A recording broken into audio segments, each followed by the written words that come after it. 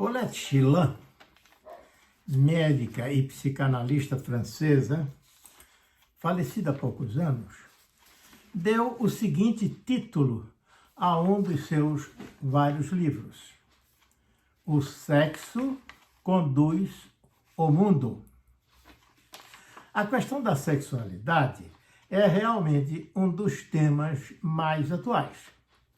Aliás, toda a problemática humana e, por extensão, da sociedade, decorre da visão que se tem da sexualidade. Esta é uma tese um tanto arrojada atualmente e dificilmente aceita, mas é uma tese verdadeira. Aos olhares de hoje, pensar a sexualidade em termos de reprodução é tido como retrógrado e sem sentido. Eu tenho grande dificuldade intelectual em admitir que a natureza desenvolveu a sexualidade humana ao longo de milênios de evolução com a finalidade precípua de os humanos se divertirem.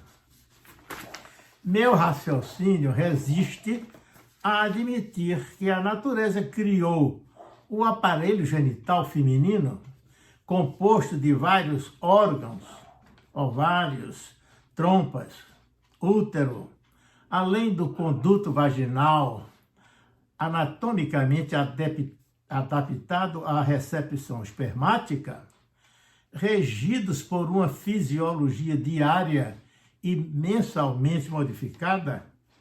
Meu raciocínio, repito, resiste a admitir que a natureza montou toda essa complexa engenharia corporal para propiciar deleites orais, anais e vaginais.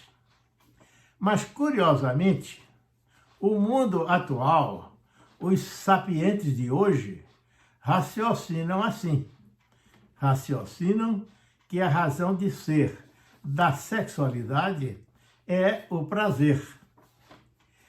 Estou de acordo com os que entendem que a sexualidade do animal humano é mais psicológica do que fisiológica. Chilin afirma que a sexualidade humana sempre é uma psicossexualidade. Assim, a sexualidade humana depende menos da força instintiva que domina as outras espécies animais do que depende mais do que se pensa da visão que se tenha da sexualidade. E uma vez que depende do que se pensa, isto é, de como a sexualidade se insere na visão de mundo assumida pela pessoa, cabe primeiramente examinar quanto esta cosmovisão guarda de compatibilidade com a natureza humana e com as condições circunstanciais da vida. É claro que nem tudo que se pensa, ainda que muitos ou todos pensem da mesma forma, nem tudo que se pensa corresponde à realidade. Durante muito tempo se pensou que a Terra era o centro do universo. Erradamente.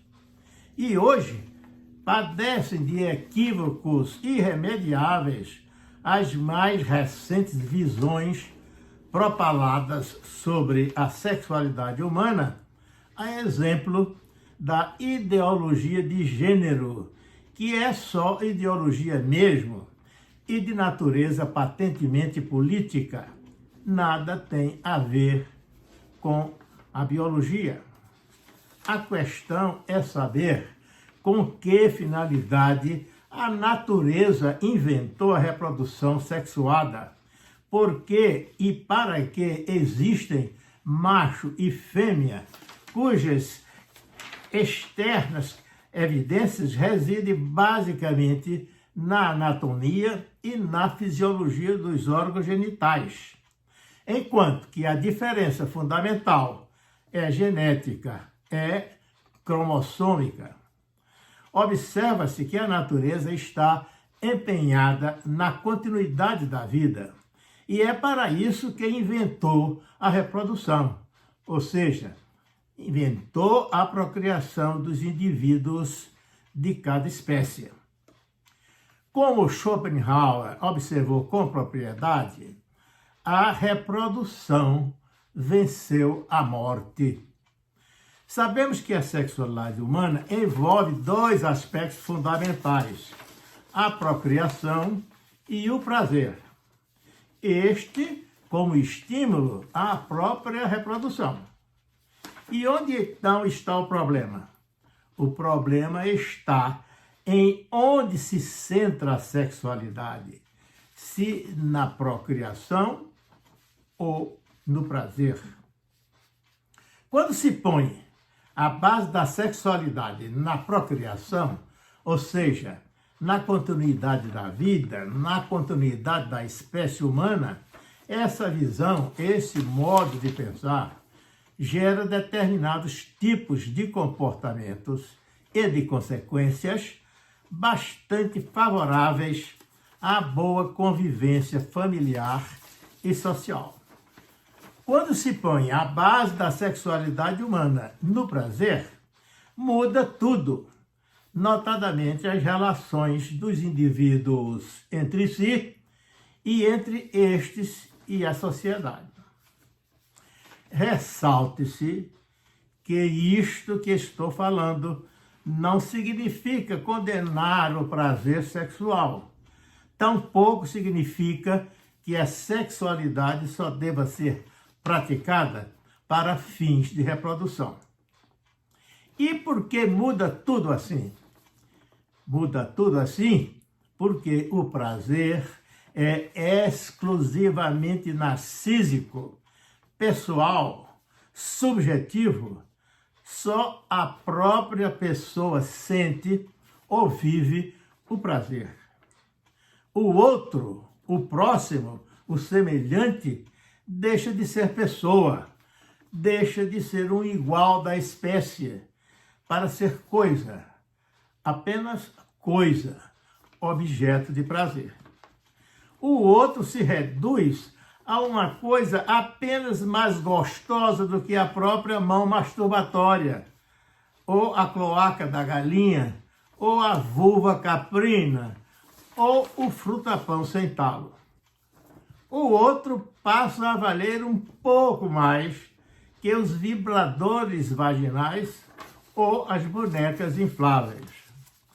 O outro coisa só vale na medida ou somente no quanto possa oferecer de prazer. E aí não só o prazer sexual, mas toda sorte de prazer, de satisfação dos desejos e interesses pessoais, egocêntricos, que vão desde a prostituição e a pedofilia até a exploração econômica. Exploração econômica, esta se apresenta sob as mais variadas formas e em todos os setores da economia, aí incluídos a produção e venda de alimentos tóxicos e de medicamentos desnecessários e até prejudiciais à saúde, além do criminoso mercado das drogas ditas ilícitas. No mundo da economia egocêntrica, o outro deixa de ser pessoa e passa a ser identificado como consumidor. Apenas um consumidor. A sexualidade centrada no prazer, explícita, disfarçada ou oculta, como o é a ostentação de poder ou de riqueza, por exemplo, a sexualidade centrada no prazer, repito, movimenta altíssimo percentual da economia no mundo todo. E é precisamente por isso que a sexualidade é o que é no mundo atual.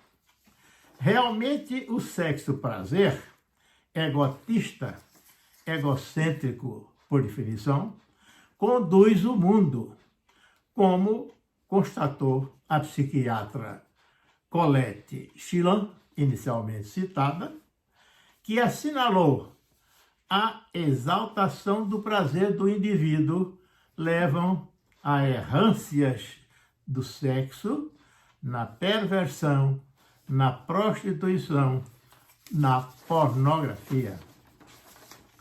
Já a sexualidade centrada na continuidade da vida exige a dignificação do outro exemplar da espécie, ou seja, o parceiro sexual indispensável à reprodução humana. E não pode ser qualquer outro parceiro. Tem de ser outro do sexo oposto, já que parceiros homossexuais não reproduzem. Sendo a parceria reprodutiva voltada explicitamente a um terceiro, que é a razão de ser da própria parceria, cada parceiro tem compromissos prévios e posteriores com a sua prole, tendo em conta a realidade psíquica e a realidade socioeconômica de cada um. Daí porque o casamento entre pessoas com acentuadas divergências cosmovisionais tende a se desfazer. Ter filhos, diferentemente do que em geral se pensa, não é um direito, é sim um dever. A partir do propósito da preservação da espécie humana, ter filho é um dever para com a continuidade da vida, não da vida enquanto existência singular do indivíduo, mas da vida no universo, se não no cosmos. Essa visão alocêntrica, que distingue o outro como ser semelhante, não contempla gravidez indesejada, não contempla aborto, estupros, abusos sexuais e tantos outros reflexos nos próprios indivíduos e na sociedade, reflexos negativos decorrentes da visão egotista da sexualidade centrada no prazer. A sexualidade alocêntrica previne a desigualdade social, previne a pobreza, previne os problemas econômicos e sociais decorrentes da proliferação desordenada, pois, como a riqueza do país, o PIB, o Produto Interno Bruto, ou a riqueza da população individualmente, seja a renda per capita, corresponde à divisão do PIB pela quantidade de pessoas. Assim, quanto mais indivíduos a repartir o bolo, menor o pedaço de cada um. Portanto, a sexualidade humana centrada na procriação não pode ser meramente instintual. Tem que envolver a mente, o racional, que distingue o animal superior das espécies menos evoluídas. Assim, a sexualidade humana tem de ser consciente e regida por uma visão de mundo, uma cosmovisão adequada às peculiaridades da natureza humana e submetida às condições circunstanciais e às exigências da convivência em sociedade. Por isso, o impulso sexual no animal humano tem de ser administrado responsavelmente, objetivando entregar à sociedade cada novo exemplar da espécie humana, isto é, cada filho mais bem habilitado para uma vida útil e decente.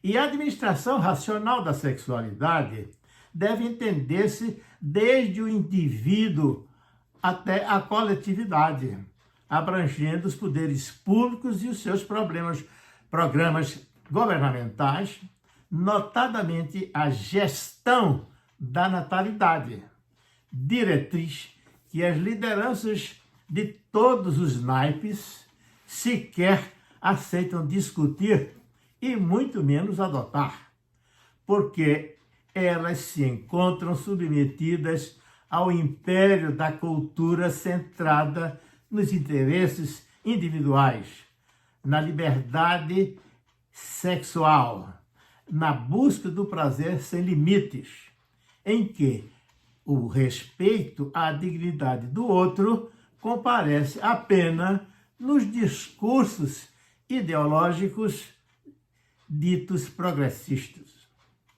Lamentavelmente, não é esta a visão alocêntrica da sexualidade humana que se observa quando se constata com Colette Chillan que o sexo conduz o mundo.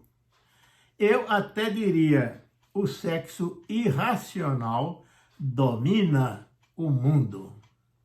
Trata-se, pois, de uma questão cosmovisional.